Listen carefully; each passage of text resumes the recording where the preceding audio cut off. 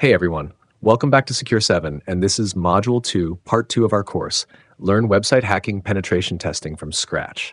In the last lesson, we learned how websites work.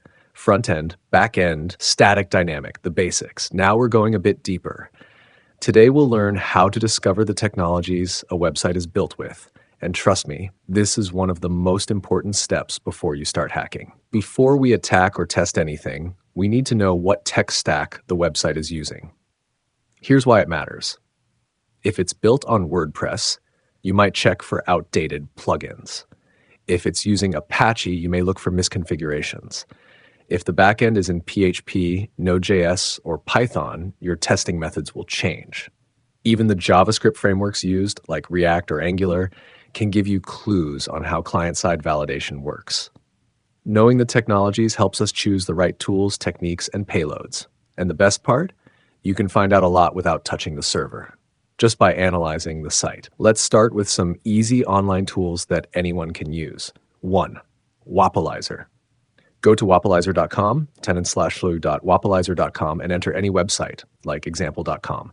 It'll show you web server type, Apache, Nginx, CMS used, WordPress, Joomla, Shopify, JS libraries, jQuery, React, programming languages, PHP, Python, analytics tools, Google Analytics.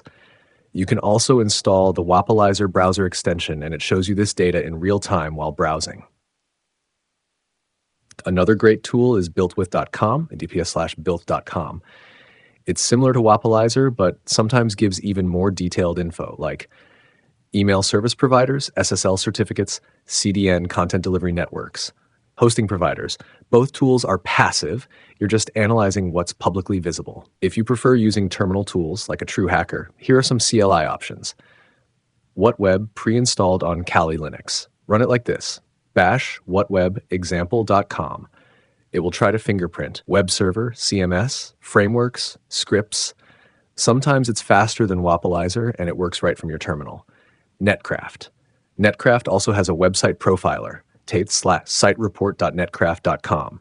Just enter the domain and you'll see hosting provider, country of origin, technologies in use, site history. These tools help you fingerprint the target without raising alarms. That's smart recon. So now that you've found out what tech the website uses, what next? Here's how you use that info.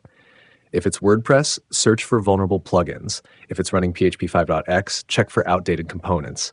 If Apache is the server, look for directory listing or misconfigured.htaccess. If there's a login form, you might test for SQLA or brute force it using Hydra. This recon lets you plan smart, targeted attacks. Ethically, of course. A quick reminder. Always do this kind of scanning and fingerprinting on your own lab environments or sites where you have explicit permission.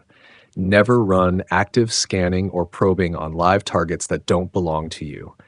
That's illegal. But these passive tools like Wappalyzer, BuiltWith, and WhatWeb are usually safe for exploring public data. Let's wrap this up. Before testing any site type, discover the technologies it's using. Use tools like Wappalyzer, BuiltWith, and WhatWeb. The more you know about a site's backend, the smarter your testing will be. And remember, information is power, but only if used ethically. All right, that's it for part 2 of Module 2. In the next lesson, we'll use this information to begin mapping the website, finding subdomains, directories, and hidden pages.